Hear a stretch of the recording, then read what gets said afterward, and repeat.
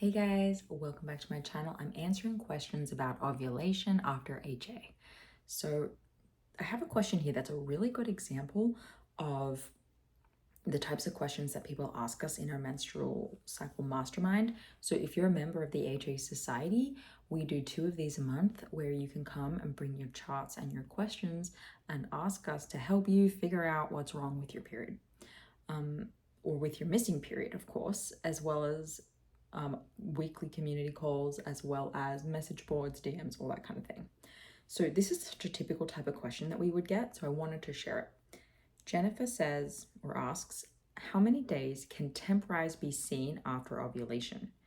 I had a big dip in my basal body temperature this Friday after a positive ovulation clear blue test on Wednesday and lots of egg white cervical mucus. Much less appetite and nausea, but the basal body temperature is back like it was the days before the temp dip, and now it's Monday. Happy to get some answers. Obviously had my first period last month after 20 years without having had a period, where she had one once, and a baby through IVF. Wow, okay, well, I'm glad to have you in the audience.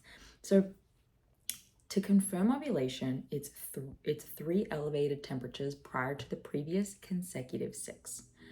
Now, that's a general rule that is almost always true. However, we do sometimes have fake outs happen.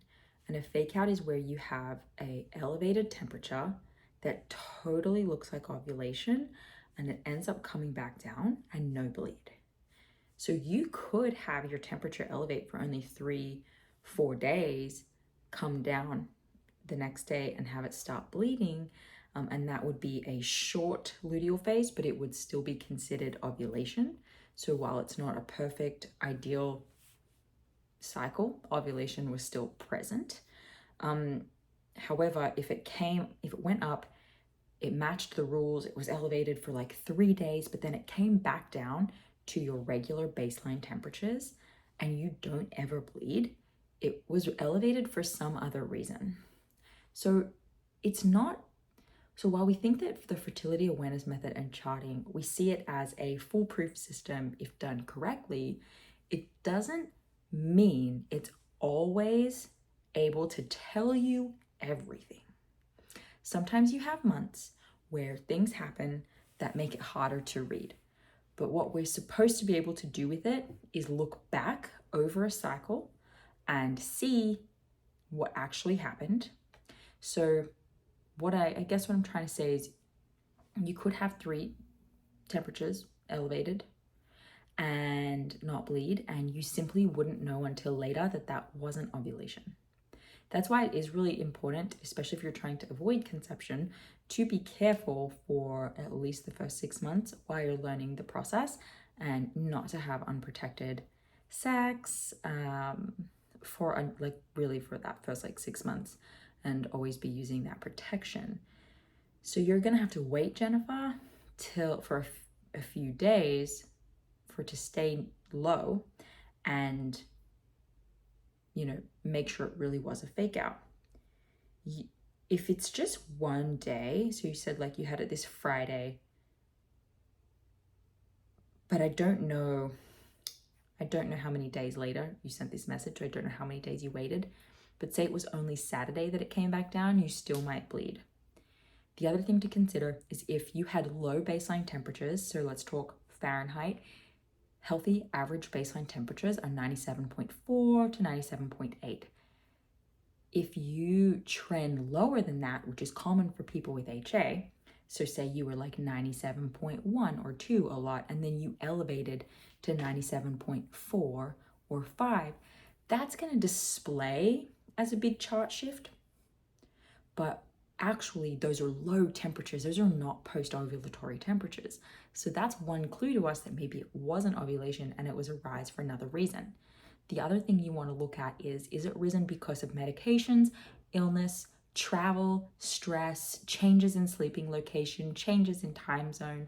All of these are things that can make the temperature rise. And if anyone, if you're having any of those issues and you see a risen temperature, you cannot mark it as reliable on your chart.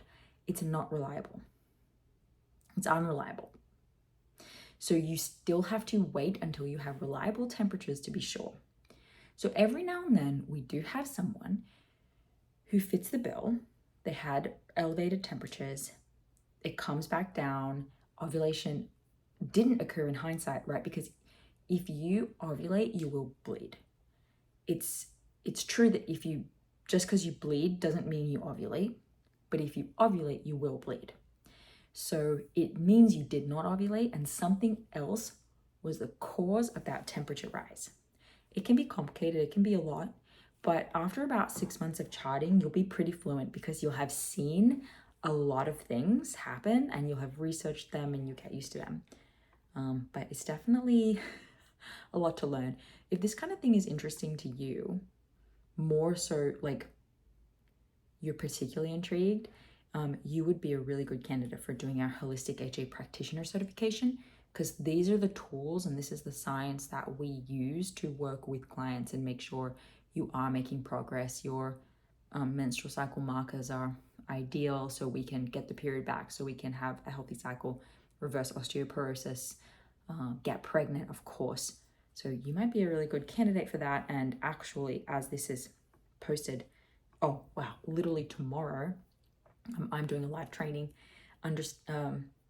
empowering women's health, understanding hypothalamic amenorrhea and how you can work it into your practice.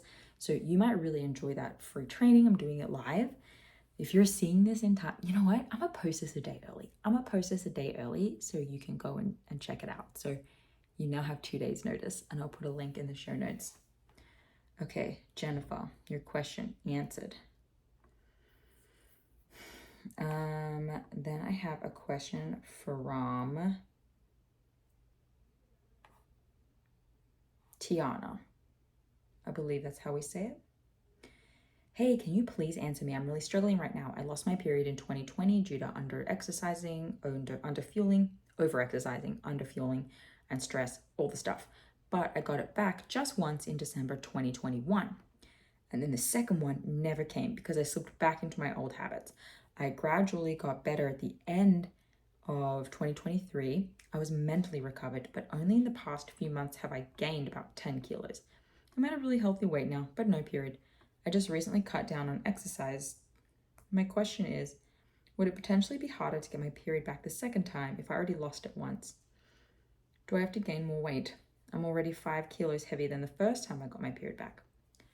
Okay, Tiana, so I'm missing your age. I feel like if you're young, because I actually get a lot of questions from teenagers all the time. I feel like if you're young, this is common because teenagers have irregular, erratic periods, and it's just like more common for them to not follow the norms. And so if you went in 2020, right, say you're like 15, throw that out there, then you get a period when you're 16, you get one back. And then 2 years later, now you're 17, you're 18, totally different. You may be, the 10 kilos for you may be the bare minimum of what was required for you originally, and now you need more. That's possible, so I'm throwing that out there because I do get a lot of teenagers too. So now you're 5 kilos heavier, and you just said here, I recently cut down the exercise. It's probably the exercise, so cut it down more, completely take a break. I think if you completely take a break, it's not going to take you very long. Or you could get someone to review how much exercise you're doing and make sure you're eating enough for the amount of exercise that you're doing. Okay, Alexis, who used to be a member of the HA Society, so I know her. She said, hey Danny, I miss everyone at the society. I just got my 7th period on Saturday, and it was great up until last night. The flow was going for 2 days, and then it stopped after a shower. I don't think it's due to the way I've been eating or getting my exercise in. I've been eating pretty closely to how I was before, but have gradually eaten less, but definitely enough. And I've slowly started to reintroduce strength training and Pilates, 15-minute sessions for each. I'm wondering if stress could be the culprit. My mental and emotional health have taken a hit recently. I wanted to know if you think it could explain my period being this short. There's still some color, and I have hope it'll pick up again. I don't know what that sentence means, but maybe she means like it's a good color.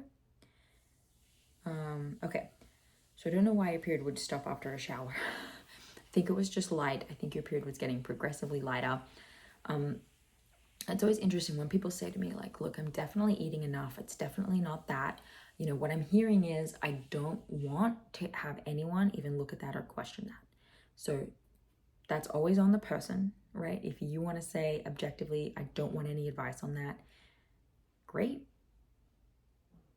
Then, yeah, of course, the next place for you to look is going to have to be your mental health and that whole situation. For whatever reason, your body is not resilient enough to handle the things it has going on. That can be body weight wise, that can be not having spent a long enough amount of time in recovery. I'm just trying to see, I don't know how many cycles you've had, right? But say, for example, for someone out there, you've had 3 periods and the third one goes away and you're like, oh, but I'm eating plenty. I've only brought in 15-minute sessions of training. I mean, you don't say how frequent. Is it 15 minutes every day? Did you go from doing nothing to 15 minutes every day of strength and Pilates and not increase your food and increase your mental strain? Yeah. Did you start taking it a little easier on food in places because you feel like, yeah, you know what, I don't have HA anymore, so I actually don't need to worry about XYZ. Maybe you don't need the butter on this, yada yada. So it's just tiny little adjustments, but they still might matter. So that's what I have for you, Alexis, on that. Hope this was helpful, guys. Again, I'm going to link below to the free training that is happening on Monday. And if I can help you with a question, please post it below. I answer all of the questions to the best of my ability, and I'll see you guys next week.